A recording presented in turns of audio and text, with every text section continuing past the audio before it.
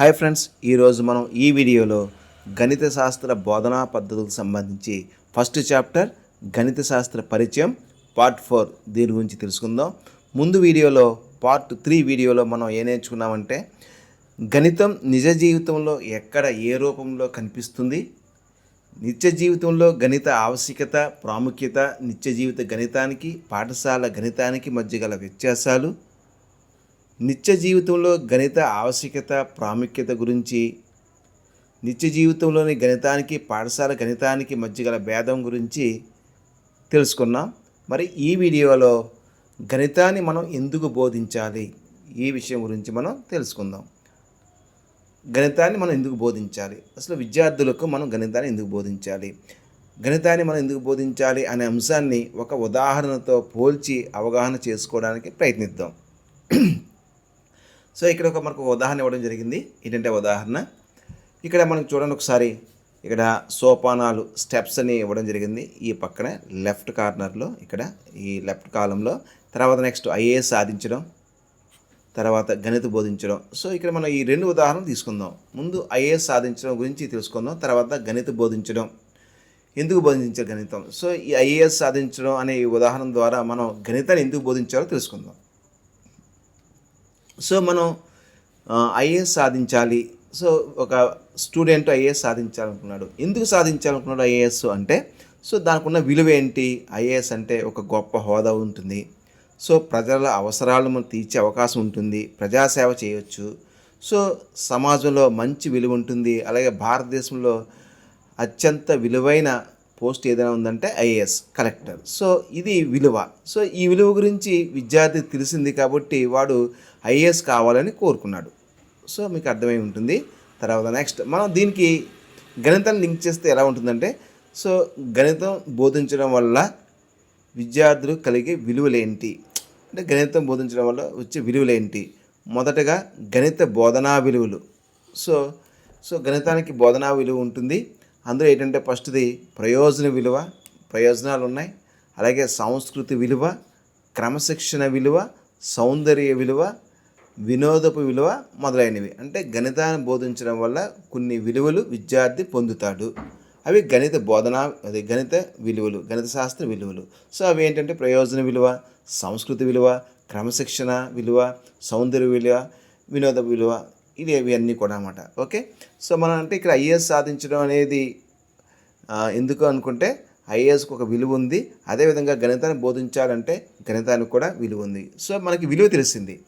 So IAS సాధించాలంటే ఐఏఎస్కి ఉన్న విలువ ఏంటో మనకు తెలిసింది. గొప్ప హోదా ఉందని, ప్రజల అవసరాలు తీర్చే అవకాశం ఉంటుందని, మంచి విలువ, సమాజంలో మంచి విలువ ఉంటుంది అని మనం తెలుసుకున్నాం. సో మరి వాడికి విద్యార్థికి ఏమైందంటే ఉద్దేశం కలిగింది. ఓహో, ఐఏఎస్ సాధిస్తే కనుక భారతదేశంలో మనం ఒక మంచి స్థాయికి మనం చేరుకోవచ్చు అని స్టూడెంట్కి ఆ విలువ గురించి తెలిసింది, ఐఏఎస్ విలువ గురించి తెలిసింది. వెంటనే నాకు ఉద్దేశం కలిగింది. ఏం ఉద్దేశం కలిగింది? ఐఏఎస్కి మంచి విలువ, ప్రయోజనం ఉంది కనుక సాధించాలనే ఉద్దేశం ఏర్పరచుకున్నాడు విద్యార్థి. సో ఈ విధంగా మనకు ఉద్దేశం అనేది ఏర్పడింది. ఇప్పుడు అదేవిధంగా గణితానికి కూడా విలువ ఉంది కాబట్టి గణిత విలువలు, ప్రయోజనాల దృష్ట్యా గణిత బోధన చేస్తాం. అవే గణిత బోధనా ఉద్దేశ్యాలు. ఇప్పుడు మీకు అర్థమై ఉంటుంది. సో ఇక్కడ మనం గణితానికి ఇన్ని విలువలు ఉన్నాయి కాబట్టి ప్రయోజన విలువ, సంస్కృతి విలువ, క్రమశిక్షణ విలువ, సౌందర్య విలువ, ఇవన్నీ ఉన్నాయి కాబట్టి మనం గణితాన్ని బోధించాల్సిన అవసరం ఏర్పడుతుంది. ఆ విధంగా మనం గణితాన్ని బోధన చేస్తాం. వాటినే బోధనా ఉద్దేశ్యాలు అంటారు. ఓకే, ఇది బోధనా ఉద్దేశ్యాలు. నెక్స్ట్ వచ్చేటప్పటికి లక్ష్యాలు ఏంటి అంటే, ఉద్దేశం ఏర్పడింది విద్యార్థికి, ఉద్దేశం ఏర్పడింది, ఐఏఎస్ సాధించాలనే ఉద్దేశం ఏర్పడింది. సో మరి ఐఏఎస్ సాధించాలంటే కొన్ని లక్ష్యాలు ఏర్పరచుకోవాలన్నమాట. ఉద్దేశ్యం, లక్ష్యాలు ఏంటి? ఆ లక్ష్యాలంటే ఈ ఉద్దేశం చేకూరాలంటే, అంటే ఐఏఎస్ సాధించాలి ఉద్దేశం చేకూరాలంటే, నెరవేరాలంటే కొన్ని లక్ష్యాలను ఏర్పరచుకుంటాడు ఆ విద్యార్థి. అవి ఏంటంటే, మొదటగా వాడు డిగ్రీ పాస్ అయి ఉండాలి. ఫస్ట్ అంటే ఐఏఎస్కి డిగ్రీ క్వాలిఫికేషన్ ఉండాలి. ఓకే, వాడికి డిగ్రీ క్వాలిఫికేషన్ వచ్చింది అనుకుందాం. నెక్స్ట్ తర్వాత ఏం చేయాలి? ఐఏఎస్ ప్రిలిమినరీ ఎగ్జామ్ పాస్ అవ్వాలి. సో ఐఏఎస్ ప్రిలిమినరీ ఎగ్జామ్ ఉంటుంది, అది పాస్ అవ్వాలి. So IAS preliminary exam pass అయ్యాడు. పాస్ అయిన తర్వాత నెక్స్ట్ వాడు మూడోది ఏంటంటే ఐఏఎస్ మెయిన్కి అర్హత సాధించాలి, మెయిన్లో అర్హత సాధించాలి. సో ఇది ఒక లక్ష్యం.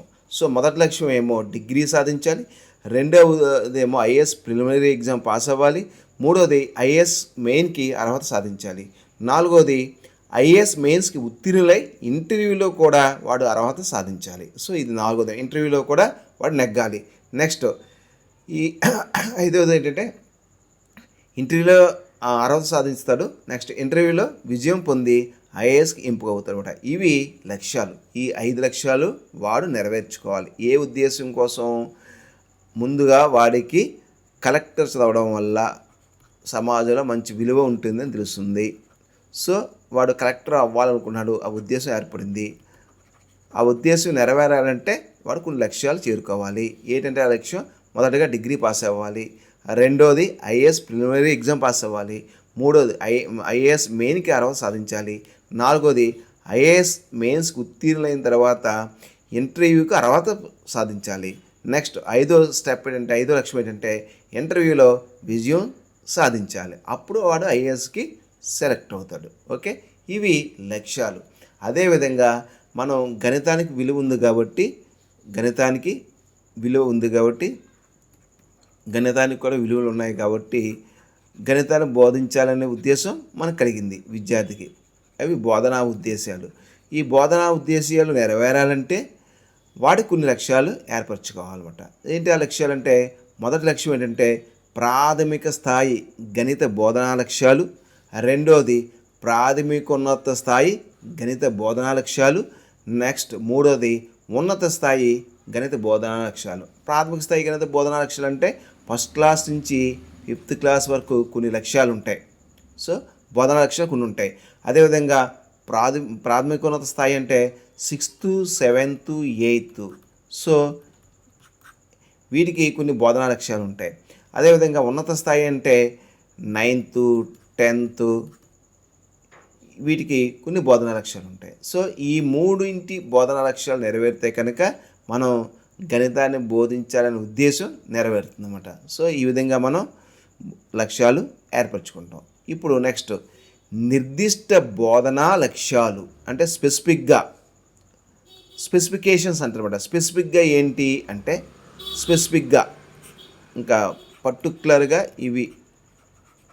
వీటినే స్పెసిఫికేషన్స్ అంటారు. స్పష్టీకరణ అంటే మనం ఏంటంటే ఇప్పుడు గణితాన్ని బోధించడానికి ముందు గణిత బోధనా విలువ తెలుసుకున్నాం. నెక్స్ట్ ఉద్దేశ్యాలు. సో విలువ తెలుసుకున్నా కాబట్టి మనకు ఉద్దేశం వచ్చింది, గణితాన్ని బోధనా ఉద్దేశం వచ్చింది, గణితాన్ని బోధించాలని ఉద్దేశం వచ్చింది. సో ఈ గణిత బోధనా ఉద్దేశం నెరవేరాలంటే కొన్ని లక్ష్యాలు ఏర్పరచుకున్నాం. ఈ లక్ష్యాలు ఇంకా క్లియర్గా స్పష్టంగా రాసుకోవాలి. కాబట్టి అంటే ప్రతి తరగతికి లక్ష్యాలు ఉంటాయి కదా, మనం 1 to 5th క్లాస్ అనుకున్నాం. సో ఫస్ట్ క్లాస్కి కొన్ని లక్ష్యాలు ఉంటాయి, అలాగే సెకండ్ క్లాస్కి కొన్ని ఉద్దేశాలు ఉంటాయి, థర్డ్కి ఉంటాయి, ఫోర్త్కి ఉంటాయి, ఫిఫ్త్కి ఉంటాయి. అలాగే మనం స్పష్టంగా కొన్ని లక్ష్యాలు రాసుకోవాలి. వీటినే నిర్దిష్ట బోధనా లక్ష్యాలు అనొచ్చు, లేదా స్పష్టీకరణలు అనొచ్చు, లేదా స్పెసిఫికేషన్స్ అది ఇంగ్లీష్లో అంటారు. నెక్స్ట్ ఇప్పుడు వీడు డిగ్రీ సాధించాలనుకున్నాం కదా, ఈ లక్ష్యాలు వాడు ఏదైతే ఐఏఎస్ సాధించాలనుకున్నాడో స్టూడెంటు, ఈ లక్ష్యాలకు అనుగుణంగా డిగ్రీలో ఐచ్ఛిక అంశాలు ఎంపిక చేసుకోవాలి. వాడు కలెక్టర్ అవ్వాలనుకున్నాడు కాబట్టి హిస్టరీ, తర్వాత ఎకనామిక్స్, సివిక్స్ గురించి బాగా తీయాలి కాబట్టి వాడు డిగ్రీలో BA కానీ బీకామ్ కానీ ఇలాంటి, లేదా డిగ్రీ MPC కానీ వాడు ఐచ్ఛిక అంశాలు ఆప్షన్స్ తీసుకోవాలి. ఏదైతే వాడు స్ట్రాంగ్గా ఉంటాడో దాన్ని బట్టి ఆప్షన్స్ ఎంచుకుంటారు. స్పెసిఫిక్గా నేను ఈ డిగ్రీలో ఈ సబ్జెక్ట్ చదివితే కనుక మనం ఈజీగా మనం ఐఏఎస్ కొట్టచ్చని ఐచ్ఛిక అంశాలు ఆప్షన్స్ ఎంపిక చేసుకుంటాడు. ఓకే, నెక్స్ట్ రెండోది ప్రిలిమినరీ మెయిన్స్కి తగిన శిక్షణ అభ్యాసం పొందుట. సో పలానా చోటుకి వెళ్తే మనం స్పెసిఫిక్గా ప్రిలిమినరీ ఎగ్జామ్స్కి పాస్ అవ్వచ్చు, మెయిన్స్కి పాస్ అవ్వచ్చు అని తగిన శిక్షణ అభ్యాసం తీసుకుంటాడు. నెక్స్ట్ మూడవది ఇంటర్వ్యూ యొక్క మెలుకులు తెలుసుకోవడం. అంటే ఇవన్నీ కూడా ఏంటంటే నిర్దిష్టంగా తెలుసుకోవాలి. అంటే వాడికి ఐఏఎస్ అవ్వాలని ఉంది, ఐఏఎస్ అవ్వాలంటే డిగ్రీ పాస్ అవ్వాలి, ప్రిలిమినరీ పాస్ అవ్వాలి, మెయిన్స్ పాస్ అవ్వాలి, ఇంటర్వ్యూ పాస్ అవ్వాలి. ఈ 4 స్టేజెస్ దాటాలి. కాబట్టి ఈ 4 లక్షలు నెరవేరాలంటే వాడు తగ్గట్టుగా స్పష్టంగా వాడికి డిగ్రీలో నేను ఈ ఆప్షన్స్ తీసుకుంటే, BAలో ఈ గ్రూప్ తీసుకుంటే, బీకామ్లో ఈ గ్రూప్ తీసుకుంటే, BSCలో ఈ గ్రూప్ తీసుకుంటే కనుక మనం డిగ్రీ అనే లక్ష్యాన్ని నెరవేరవచ్చు అని వాడు స్పష్టంగా వాడు తెలుసుకోవాలన్నమాట. నెక్స్ట్ అలాగే ఎంపిక చేసుకుంటాడు. తర్వాత ప్రిలిమినరీ మెయిన్స్కి తగిన శిక్షణ. సో మనం డిగ్రీ పాస్ అయ్యాం, ఇప్పుడు ఎటువంటి శిక్షణ తీసుకోవాలి, ప్రిలిమినరీ పాస్ అవ్వాలంటే మనం ఎటువంటి శిక్షణ తీసుకోవాలి, అలాగే మెయిన్స్కి మనం అర్హత సాధించాలంటే ఎటువంటి అభ్యాసం చేయాలి, ఇవన్నీ కూడా వాడు స్పష్టంగా తెలుసుకోవాలన్నమాట. నెక్స్ట్ ఇంటర్వ్యూకి వాడు ప్రిలిమినరీ మెయిన్స్కి తగిన శిక్షణ అభ్యాసం పొందాడు. తర్వాత ఇంటర్వ్యూలో విజయం సాధించాలంటే ఎటువంటి మెలకులు తెలిసి ఉండాలి, వీటి గురించి కూడా వాడికి స్పష్టమైన అవగాహనతో కూడిన లక్ష్యాలని వాడు పెట్టుకుంటాడనమాట. సో ఇవి స్పష్టీకరణ అనమాట. నెక్స్ట్ ఇక్కడ మనం ఏం రాసామంటే ప్రతి స్థాయిలోని లక్ష్యాలను సాధింపచేయడానికి నిర్దిష్ట లక్ష్యాలను ఏర్పరచుకుంటా. ప్రతి స్థాయిలోని అంటే ప్రాథమిక స్థాయికి, నెక్స్ట్ నిర్దిష్ట లక్ష్యాలు అంటే ఫస్ట్ క్లాస్కి ఏంటి, సెకండ్ క్లాస్కి ఏంటి, థర్డ్ క్లాస్కి ఏంటి, ఫోర్త్ క్లాస్కి ఏంటి, ఫిఫ్త్ క్లాస్కి ఏంటి, అలాగే ప్రాథమికోన్నత స్థాయి 6th 7th 8th ఏంటి, అదే 9th 10th ఏంటి ఉన్నత స్థాయికి, ఇలాగా ప్రతి స్థాయిలోని ఒక నిర్దిష్ట లక్ష్యాలని ఏర్పరచుకుంటామన్నమాట. ఇవి స్పష్టీకరణ అనొచ్చు, నిర్దిష్ట లక్ష్యాలు అనొచ్చు అన్నమాట. ఓకే, నిర్దిష్ట లక్ష్యాలు అంటే స్పష్టీకరణ అంటే ఇంకా స్పష్టంగా రాస్తామన్నమాట వీటిని. ఓకే, ఈ లక్ష్యాలకి ఇంకా స్పష్టంగా రాస్తాం. ఇప్పుడు నిర్దిష్ట లక్ష్యాల సాధన గుర్తించడం ఎలా? సో మనం లక్ష్యాలు పెట్టుకున్నాం, నిర్దిష్ట లక్ష్యాలు పెట్టుకున్నాం, ఆ నిర్దిష్ట లక్ష్యాలకి స్పష్టీకరణలు కూడా రాసుకున్నాం, స్పష్టంగా రాసుకున్నాం. లక్ష్యాల్లో కూడా స్పష్టంగా రాసుకున్నాం ఏమేమి సాధించాలి, ఏ విధంగా మనం విద్యార్థులు ఏ అంశాలు మనం బోధించాలి అనేది రాసుకున్నాం. సో మరి ఈ లక్ష్యాలు సాధన గుర్తించడం ఎలా గుర్తించాలి? సో ఇప్పుడు ఈ ఉదాహరణ చూద్దాం. డిగ్రీ పరీక్షలో ఉత్తీర్ణత పత్రం. సో మరి ఐఏఎస్ సాధించాలని ఉద్దేశం కలిగింది కాబట్టి వాడికి మనం ఎలా చూస్తామంటే వాడు సాధించారా లేదా, ఐఏఎస్ సాధించారా లేదా ఏం చేస్తామంటే ఫస్ట్ వాడు డిగ్రీ పాస్ అయ్యాడా లేదా, ఎస్ పాస్ అయ్యాడు, ఓకే. ప్రిలిమినరీ పాస్ అయ్యాడా లేదా, ఓకే ప్రిలిమినరీ పాస్ అయ్యాడు. మెయిన్స్లో అర్హత సాధించాడా లేదా, అర్హత సాధించాడు. నెక్స్ట్ ఇంటర్వ్యూలో మార్కుల ఆధారంగా ఎంపిక అయ్యాడా లేదా, ఎంపిక పత్రం మనకి చూపిస్తారన్నమాట. సో ఇవన్నీ స్పష్టీకరణ అనమాట, స్పష్టంగా మనకు చూపిస్తారన్నమాట. సో ఇప్పుడు మనకి అదేవిధంగా నిర్దిష్ట లక్ష్యాలు సాధించారో లేదో తెలుసుకోవడానికి విద్యార్థిలో కలిగే పరివర్తనలను పరిశీలించడం ద్వారా తెలుసుకోవచ్చు. వీటినే స్పష్టీకరణలు అంటారు. సో అంటే ప్రవర్తనలో మార్పు అంటే వాడు ఫస్ట్ క్లాస్లో మనం ఒక నిర్దిష్ట లక్ష్యం పెట్టుకున్నాం అంటే 1 నుంచి 100 సంఖ్యలను విద్యార్థి గుర్తించగలిగి సంఖ్యాభావన గురించి అవగాహన పొంది ఉన్నట్లయితే వాడు 75 సంఖ్య ముందు సంఖ్య ఏంటి, వెనక సంఖ్య ఏంటి వాడు చెప్పగలిగాడు. సో వాడికి స్పష్టంగా ఆ లక్ష్యం నెరవేరింది. సో వీటిని మనం స్పష్టీకరణ అంటామట. సో ఈ స్పష్టీకరణ వాడు ప్రవర్తనలో వచ్చే మార్పులనే మనం స్పష్టీకరణ అంటాం. వాడు 1వ తరగతి పూర్తయిన తర్వాత వాళ్ళలో వచ్చిన అభ్యసన ఫలితాలు లెర్నింగ్ అవుట్కమ్స్నే మనం క్లియర్గా పరిశీలించినప్పుడు వాడికి ఇవి నెరవేరినట్లయితే ఖచ్చితంగా వాటిని మనం స్పష్టీకరణ అంటామన్నమాట. సో ఈ విధంగా మనం ఈ ఉదాహరణ ద్వారా మనం గణితాన్ని ఎందుకు బోధించాలనేది మనం అర్థం చేసుకోవచ్చు. సో దీన్ని బట్టి మనకు అర్థమైంది ఏంటంటే గణితానికి విలువలు ఉన్నాయి. సో ఈ విలువ ఉంది కాబట్టి గణితాన్ని బోధించాలనే ఉద్దేశం కలిగింది. దీన్నే బోధనా ఉద్దేశ్యం అంటాం. సో ఈ బోధనా ఉద్దేశ్యం నెరవేరాలంటే లక్ష్యాలు పెట్టుకోవాలి. ఓకే, ఈ లక్ష్యాలు ఏంటంటే ప్రాథమిక స్థాయిలో కొన్ని లక్ష్యాలు ఉంటాయి, ప్రాథమికోన్నత స్థాయిలో కొన్ని లక్ష్యాలు ఉంటాయి, అదేవిధంగా ఉన్నత స్థాయిలో కొన్ని లక్ష్యాలు ఉంటాయి. సో ఈ లక్ష్యాలు ఉంటాయి. నెక్స్ట్ ఈ ప్రాథమిక స్థాయిలో పూర్తి అయ్యేటప్పటికి 1 నుంచి 5 తరగతి పూర్తి అయ్యేటప్పటికి విద్యార్థుల్లో ఏవైతే లక్ష్యాలు మనం పెట్టుకున్నామో ఆ లక్ష్యాలను నెరవేరినాయో లేదో తెలుసుకోవాలంటే మనం 5వ తరగతికి వచ్చేవాడికి వాడు 6 అంకెల సంఖ్యల గురించి స్పష్టంగా చెప్పగలిగి 6 అంకెల సంఖ్యలు, కూడికలు, తీసివేతలు, తర్వాత నిత్య జీవితంలో సంఖ్యలని ఉపయోగించగలిగినట్లయితే అప్పుడు ఆ లక్ష్యాలు నెరవేరే అంటాం. వీటినే మనం స్పష్టీకరణలు అంటాం. ఓకే, ఈ విధంగా బోధన ఉద్దేశ్యం, లక్ష్యాలు, తర్వాత మనకి స్పష్టీకరణలు ఈ విధంగా మనం తెలుసుకోవచ్చు. ఇప్పుడు మరింత వివరంగా గణిత విలువ, ఉద్దేశ్యం, లక్ష్యం, స్పష్టీకరణ గురించి తెలుసుకుందాం. సో విద్యాగమ్యాలు మనం ఏదైతే మనం ఈ లక్ష్యాలు ఉద్దేశాలు అనుకున్నాం వాటి గురించి వివరంగా ఇప్పుడు తెలుసుకుందాం. విద్యాగమ్యాలు అంటే ఏమిటి? విద్యాగమ్యాలు లేదా విద్యా ధ్యేయాలు. విద్యకి ధ్యేయం ఏంటంటే అనేవి విద్యావేత్తలతో రాజకీయ, సామాజిక, ఆర్థిక అంశాల ఆధారంగా నిర్ణయించబడతాయి. ఓ దేశానికి విద్యా ధ్యేయం ఏంటి, భారతదేశానికి విద్యా ధ్యేయం ఏంటి అంటే ఈ విద్యా ధ్యేయం అనేది గోల్ అనేది ఎలా ఉంటుందంటే అవి విద్యావేత్తలు, ప్రముఖ విద్యావేత్తల యొక్క సూచనల మేరకు రాజకీయ, సామాజిక, ఆర్థిక అంశాల ఆధారంగా నిర్ణయించబడతాయి. ఇవి పై లెవెల్లో నిర్ణయించబడేవి విద్యా ధ్యేయాలు అన్నమాట. నెక్స్ట్, ఇవి విద్యార్థుల సంపూర్ణ మూర్తిమత్వానికి, వ్యక్తిత్వ వికాసానికి దోహదపడతాయి. సో ఈ ధ్యేయం అనేది, విద్యా ధ్యేయం దేనికోసం అంటే విద్యార్థి యొక్క ఆల్రౌండ్ డెవలప్మెంట్ కోసం, హోలిస్టిక్ డెవలప్మెంట్ కోసం, వ్యక్తిత్వ వికాసానికి దోహదపడతాయి. వీటినే మనం విద్యా గమ్యాలు, ఎడ్యుకేషన్ గోల్స్ అని కూడా అనవచ్చు.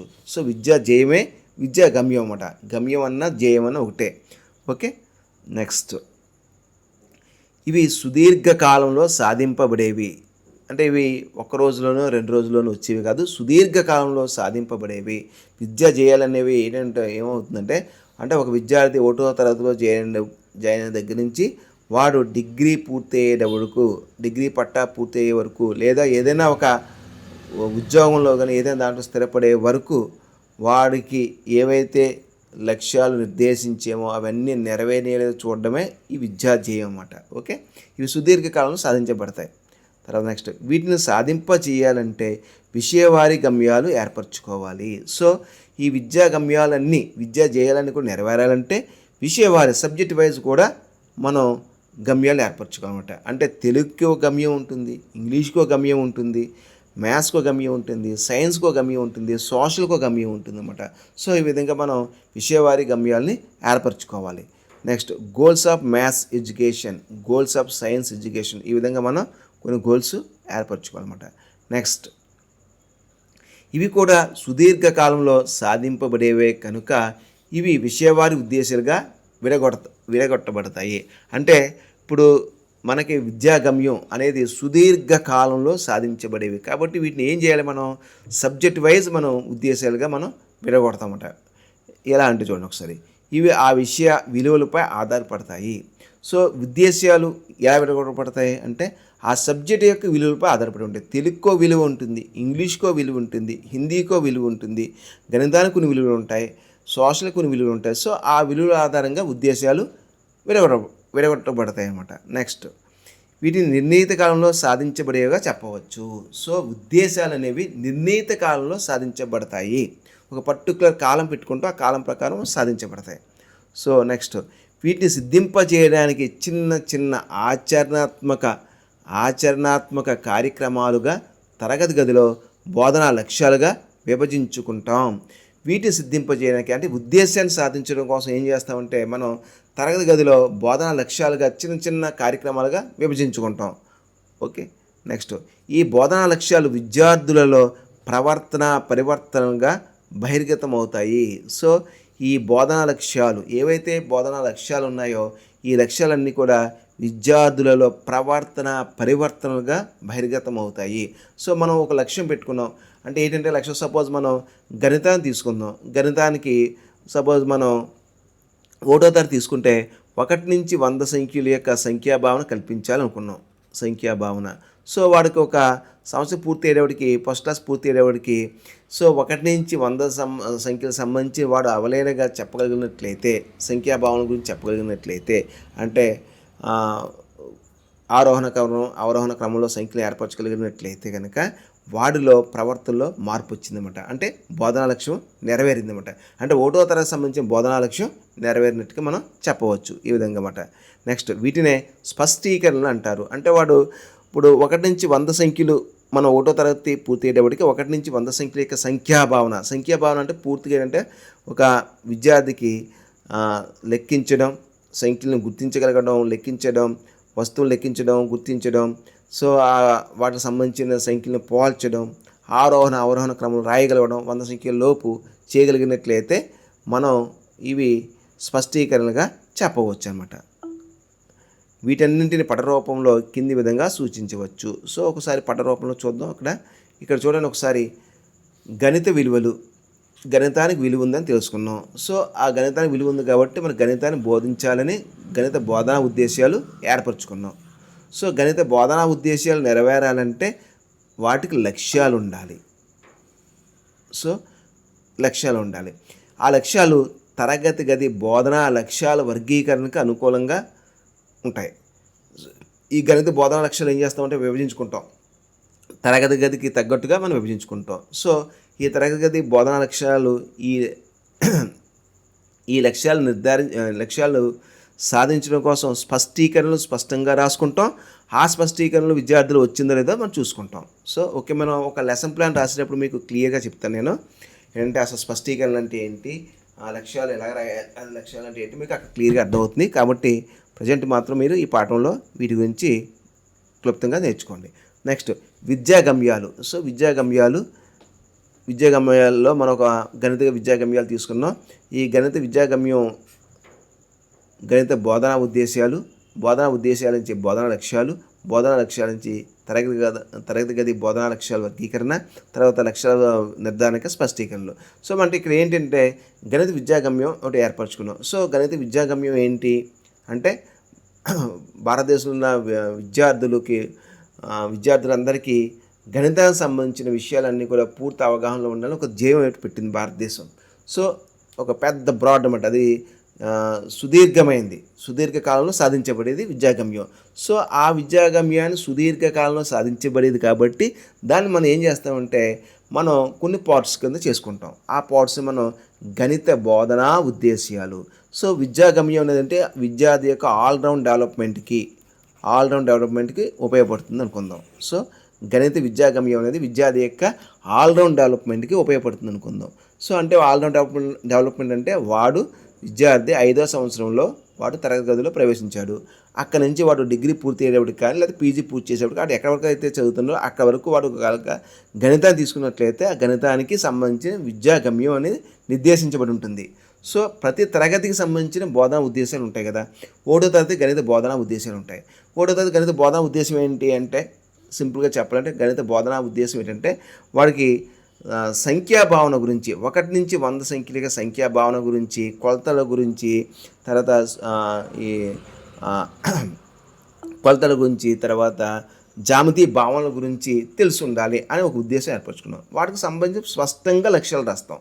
సో గణిత బోధన లక్ష్యాలు రాసుకుంటాం. ఆ బోధన లక్ష్యాలు తరగతి గది బోధన లక్ష్యాలకి ఏ తరగతి మామూలుగా ఫస్ట్ క్లాస్ సంబంధించిన తరగతి గది బోధన లక్ష్యాలుగా మనం మళ్ళీ క్లియర్గా రాసుకుంటాం. సో వాటిలో కూడా స్పష్టీకరణలు కూడా రాసుకుంటాం అన్నమాట. సో ఈ విధంగా మనం గణిత విద్యాగమ్యాల గురించి మనం చెప్పుకోవచ్చు అన్నమాట. నెక్స్ట్ విద్యాగమ్యాలు ఇక్కడ క్లియర్గా ఇవ్వడం జరిగింది. జీవితానికి సిద్ధం చేయడం మాత్రమే విద్య యొక్క గమ్యం కాదు, జీవితమే ఒక విద్య.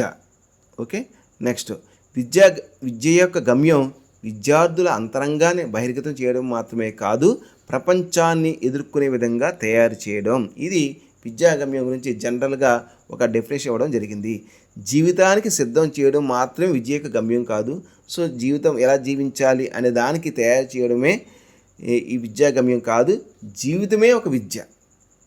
సో ఇదనమాట. నెక్స్ట్ విద్య యొక్క గమ్యం విద్యార్థుల అంతరంగాన్ని బహిర్గతం చేయడం మాత్రమే కాదు, ప్రపంచాన్ని ఎదుర్కొనే విధంగా తయారు చేయడం విద్య గమ్యం అన్నమాట. సో ఇది జనరల్గా విద్యాగమ్యం గురించి ఇచ్చిన డెఫినేషన్ అన్నమాట. నెక్స్ట్ గణిత విద్యాగమ్యాలు ఏమిటి? ప్రాథమిక స్థాయిలో గణిత విద్య యొక్క ముఖ్య గమ్యం పిల్లల ఆలోచన ప్రక్రియలను గణితీకరించడం. ఇది మెయిన్ ప్రాథమిక స్థాయికి సంబంధించింది. అంటే 1 to 5th క్లాస్ అంటే 5 సంవత్సరాల పాటు వాడు ప్రాథమిక స్థాయిలో విద్యను అభ్యసిస్తే కనుక ఇది గమ్యం. ఓకే, ఇది గమ్యం అన్నమాట. ఏంటి గమ్యం అంటే విద్యార్థుల యొక్క ఆలోచన ప్రక్రియలను గణితీకరించడం, విద్యార్థి గణితపరంగా ఆలోచించేటట్టుగా చేయడం, ఇది గమ్యం. సో గణితపరంగా చేయడం అంటే మనం ఈ గమ్యానికి ఒక ఉద్దేశాన్ని ఏర్పరచుకుంటాం.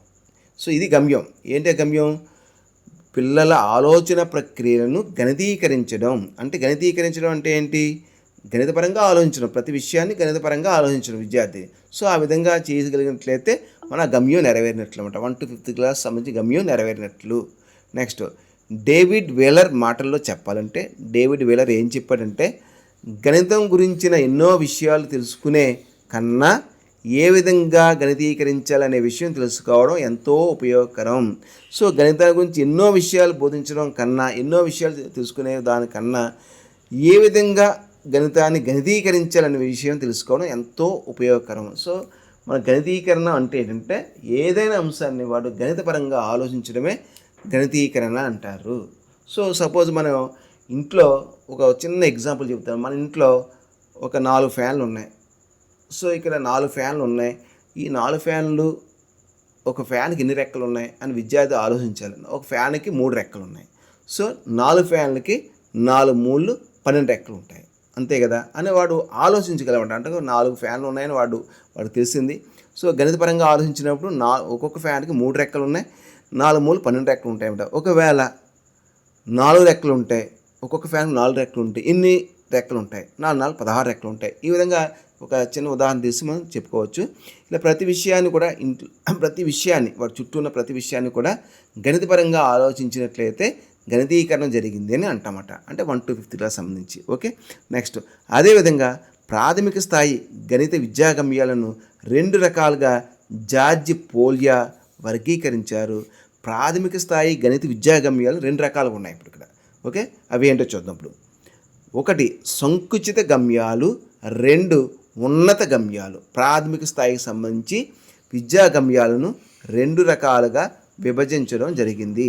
1 సంకుచిత గమ్యాలు, 2 ఉన్నత గమ్యాలు. సో ఇక్కడ మనకి గణిత విద్య యొక్క సంకుచిత గమ్యాలు సంఖ్యాపరమైనవి. సంకుచిత గమ్యాలు చాలా తక్కువ మాట. సంఖ్యాపరమైనవి అంటే నంబర్ సంబంధించి మాత్రమే, నంబర్ సెన్స్కి సంబంధించి మాత్రమే. పాఠశాల గణిత విద్య యొక్క సంకుచిత గమ్యం ఉపయోగకర సామర్థ్యాలు అభివృద్ధి చేయడం.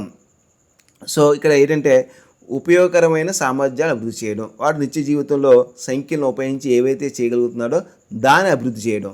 ముఖ్యంగా సంఖ్యా సంబంధమైనవి అనగా సంఖ్యా ప్రక్రియలు. సంఖ్యా ప్రక్రియలు అంటే కూడిక, తీసివేత, గుణకారం, భాగాహారం వాటికి సంబంధించి నేర్పడం అన్నమాట. సో కొలతలు, దశాంశాలు, శాతాలు మొదలైనవి. సంకుచిత గమ్యాలు అనేవి విద్యార్థులను సాంఘిక మరియు ఆర్థిక అభివృద్ధికి తోడ్పడే జీతకాలుగా తయారు చేసేవి. అంతవరకు మాత్రమే సంకుచిత గమ్యాలు. సో ఇక్కడ మనకి ఏంటంటే సంఖ్యలు, సంఖ్యా ప్రక్రియలు, కొలతలు, కొన్ని దశాంశాలు, కొన్ని శాతాలు మొదలైనవి వీటికి సంబంధించి మనం విద్యార్థికి బోధిస్తామట. ఇవి సంకుచిత గమ్యాలు. సో ఈ సంకుచిత గమ్యాలు ఏంటి? విద్యార్థికి సాంఘిక మరియు ఆర్థిక అభివృద్ధికి తోడ్పడే జీతకాలుగా తయారు చేసేవి. జస్ట్ వాడికి ఏదో చిన్న ఉద్యోగానికి వచ్చే విధంగా తయారు చేసే ఈ లక్ష్యాలు అన్నమాట ఇవి. నెక్స్ట్ ఇక గణిత విద్య ఉన్నత గమ్యాలు గమనిస్తే కనుక పిల్లల్లో అంతర్గత శక్తుల అభివృద్ధి మెయిన్ అంటే ఇంటర్నల్గా ఉండే అంతర్గత శక్తుల్ని అభివృద్ధి చేయడం అనేది ఉన్నత గమ్యాలు అన్నమాట. ఓకే, దీనిలో ఆలోచన, గణితపరంగా వివేచన, తార్కిక నిర్ధారణకు రావడం, అమూర్తత్వాన్ని అర్థం చేసుకోవడం మొదలగు వాటిని మనం గమనించవచ్చు. సో ఇక్కడ మనకు సంకుచితమైనవి అంటే ఏంటి? కేవలం విద్యార్థులను సాంఘిక మరియు ఆర్థిక అభివృద్ధికి తోడ్పడే జీతకాలుగా తయారు చేసేగా ఉంటాయి ఈ గమ్యాలు. సో కానీ ఉన్నత గమ్యాల దగ్గరికి వచ్చేటికి ఏమవుతుందంటే పిల్లల్లో ఉన్న అంతర్గత శక్తులు అభివృద్ధి చేసుకోవడం, ఆలోచన, గణితపరంగా వివేచన చేయడం, నెక్స్ట్ తార్కిక నిర్ధారణకు రావడం, అమూర్తత్వాన్ని అంటే గణితంలో ఉన్న అన్నీ కూడా అబ్స్ట్రాక్ట్ కాన్సెప్ట్స్ కదా మోస్ట్ ఆఫ్ ది. సో 2 అంటే అర్థం ఏంటి? 2 అంటే 2 వస్తువులు. 2 + 3 అంటే అర్థం ఏంటి? సంకలనం గుర్తు అనమాట. ప్లస్ అంటే కూడడం. 2 వస్తువుల్ని 3 వస్తువులను కూడితే ఎన్ని వస్తాయి? 5 వస్తువులు వస్తాయి. సో ఈ విధంగా ఈ అమృతత్వాన్ని, ఈ ప్లస్ అనేది కూడా అమృతత్వమే, 2 అనేది అమృతత్వమే. ఈ అమృతత్వం అర్థం చేసుకోవడం మొదలైనవి మనం గమనించవచ్చు. సో ఇక్కడ మనం అర్థం చేసుకోవాల్సింది ఏంటంటే గణిత గమ్యాలు 2 రకాలు. 1 సంకుచిత గమ్యం, 2ది ఉన్నత గమ్యం. ఉన్నత గమ్యం అనేది పిల్లల్లో ఉన్న అంతర్గత శక్తుల అభివృద్ధికి ఉపయోగపడుతుంది. అలాగే ఆలోచన, గణితపరంగా వివేచన, తార్కిక నిర్ధారణకు రావడం, అమూర్తత్వం అర్థం చేసుకోవడం మొదలైన వాటిని మనం గమనించవచ్చు. నెక్స్ట్ ఇంకా NCF 2005 పాఠశాల గణితం దార్శనికత.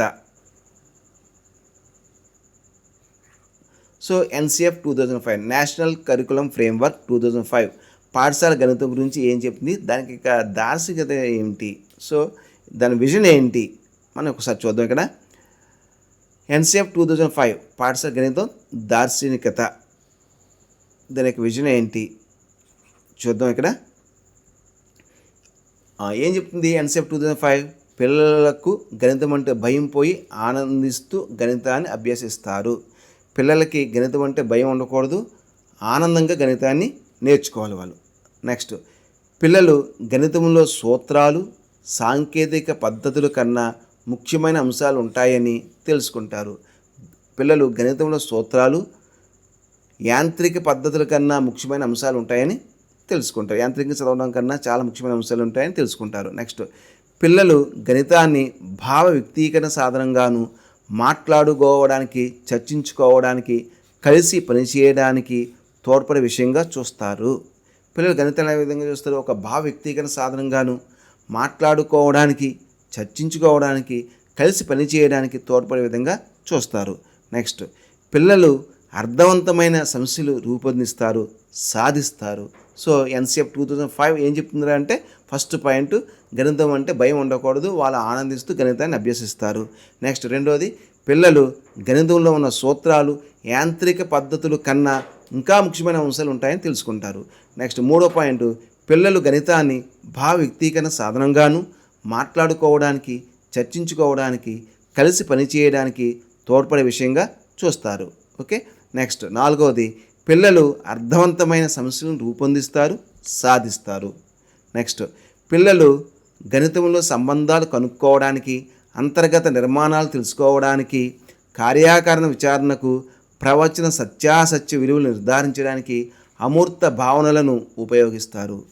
సో పిల్లలు గణితంలో సంబంధాలను కనుక్కోవడానికి, ఒక అంశానికి నుంచి మరో అంశానికి ఉన్న సంబంధం ఏమిటి, అంతర్గత నిర్మాణాలు తెలుసుకోవడానికి, కార్యాకరణ విచారణకు, ప్రవచన సత్యాసత్య విలువలకు నిర్ధారించడానికి అమూర్త భావనలను ఉపయోగిస్తారు. సో ఇది ఎన్సిఎఫ్ 2005 పాఠశాల గణితం దార్శనికత చెప్పింది. అంటే గణిత సంబంధాలు కనుక్కోవడానికంటే ఒక విషయం నుంచి. సో ఇక మనం నిష్పత్తి తీసుకుంటే, నిష్పత్తికి శాతాలకు ఉన్న సంబంధం, అలాగే వాటికి ఉన్న అంతర్గత నిర్మాణాలు తెలుసుకోవడానికి, కార్యాకరణ విచారణకు, సో ఏ విధంగా ఈ లెక్కను చేయాలి, ఈ సమస్యను సాధించాలి అనే ఆలోచనకు, ఒక ప్రవచనం యొక్క సత్యాసత్య విలువలు నిర్ధారించడానికి అమూర్త భావనను ఉపయోగిస్తారు. ఒక ప్రవచనం యొక్క సత్యాసత్య విలువలు నిర్ధారించడానికి, సపోజు x+2 = 5 అని ఇచ్చాడు. ఎక్స్ యొక్క ఏ విలువకు ఈ ప్రవచనం నిజమవుతుంది అని ఈ అమృత భావన, ఎక్స్కి 3 ఇస్తే 2 అవుతుంది, 3 2 కలిపితే 5 అవుతుంది. సో ఎక్స్ విలువ 3 ఇవ్వాలి అనే ఈ ప్రవచనం యొక్క సత్యాసత్యాలు తెలుసుకోవడానికి ఈ గణితాన్ని ఉపయోగిస్తారని ఎన్సిఎఫ్ 2005 మనకు చెప్పడం జరుగుతుంది. ఓకే.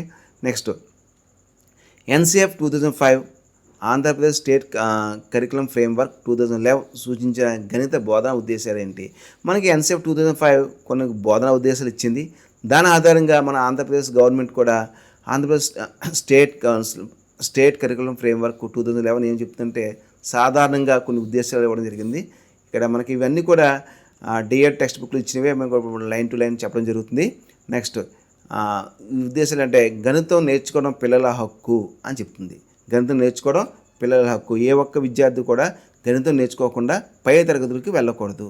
నెక్స్ట్, పిల్లలందరికీ గణితాభ్యాసం ఆనందంగా జరగాలి. గణితం అనేది ఆనందంతో నేర్చుకోవాలి తప్ప బలవంతంగా నేర్పే సబ్జెక్టుగా ఉండకూడదు ఇది. నెక్స్ట్, పిల్లలు, మూడో పాయింట్, పిల్లలు బట్టి పట్టడం కాకుండా అన్వేషణ, పరిశీలన ద్వారా గణిత భావనలు గ్రహించి నిర్ధారించడం, సాధారణీకరించడం ద్వారా గణిత జ్ఞానాన్ని నిర్మించుకోవడం జరగాలి. సో పిల్లలు బట్టి పట్టడం కాకుండా అన్వేషణ, పరిశీలన ద్వారా గణిత భావనలు గ్రహించి నిర్ధారించడం, సాధారణీకరించడం ద్వారా గణిత జ్ఞానాన్ని నిర్మించుకోవడం జరగాలి. అంటే పిల్లలు బట్టి పట్టడం ద్వారా అన్వేషించడం. సో ఈ సమస్యను ఏ విధంగా ఈ సిద్ధాంతాన్ని ఏ విధంగా మనం నిరూపించాలి, అలాగే పరిశీలన ద్వారా గణిత భావనలు గ్రహించి నిర్ధారించుకోవడం, సాధారణీకరించడం ద్వారా గణిత జ్ఞానాన్ని నిర్మించుకోవాలి తప్ప బట్టి పట్టడం ద్వారా కాదని మనకి ఎన్సిఎఫ్ 2005, ఏపీఎస్సిఎఫ్ 2011 సూచిస్తున్న బోధనా ఉద్దేశాలు అన్నమాట. ఇవన్నీ కూడా ఉద్దేశాలు, గణిత బోధనా ఉద్దేశాలు. నేర్చుకున్న జ్ఞానాన్ని నిత్య జీవిత సందర్భాలలో సమర్థవంతంగా వినియోగించుకోవాలి. నేర్చుకున్న జ్ఞానాన్ని నిత్య జీవిత సందర్భాలలో సమర్థవంతంగా వినియోగించుకోగలగాలన్నమాట. సో నెక్స్ట్, గణిత బోధనాభ్యాసం సాధారణ జీవితానికి మాత్రమే ఉపయోగించడం కాకుండా గణితీకరణకు దారితీసేలా ఉండాలి. సో గణిత బోధనాభ్యాసం అనేది సాధారణ జీవితానికి మాత్రమే ఉపయోగపడడం కాకుండా నిజ జీవితంలో సమస్యలు సాధించడం మాత్రమే కాకుండా గణితీకరణకు దారితీసేలా ఉండాలి. అంటే విద్యార్థి గణితపరంగా ఆలోచించే విధంగా ఈ గణిత బోధన ఉద్దేశం అనేది ఉండాలని చెప్పడం జరిగింది. నెక్స్ట్ వీడియోలో మనం గణిత బోధన ఉద్దేశాల గురించి తెలుసుకుందాం. Thank you.